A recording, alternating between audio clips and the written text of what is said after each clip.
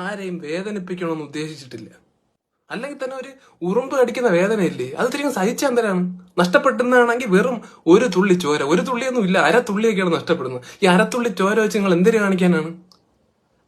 നമുക്ക് കപ്പയും മീൻകറിയൊന്നും തിന്നാൻ പറ്റൂല, പൊറോട്ടയും ബീഫും ഒന്നും തിന്നാൻ നമുക്ക് ദഹിക്കൂല. നമുക്ക് ആകെ ദഹിക്കുന്നത് ചോരയാണ്. അതുകൊണ്ടാണ് അത് കുടിക്കേണ്ടി വരുന്നത്, മനസ്സിലാക്കണം.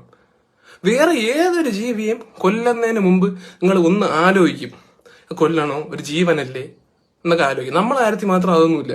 ഒപ്പന കളിക്കും പോലെ അല്ലേ കുടുംബക്കാരെല്ലാരും കൂടെ സന്ധ്യയാകുമ്പോൾ മുറ്റത്തിറങ്ങി നിന്നിട്ട് അടിച്ചടിച്ച് കൊല്ലുന്നത് നമ്മളെ പിള്ളേരെ.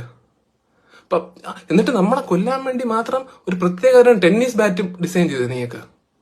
പാമ്പിനെ, വിഷവിത്തായ പാമ്പിനെ കൊല്ലാൻ പോലും ഒരു യന്ത്രം ഇതുവരെ ഉണ്ടാക്കിയിട്ടില്ല, പക്ഷെ നമ്മളെ കൊല്ലാൻ ഉണ്ടാക്കി.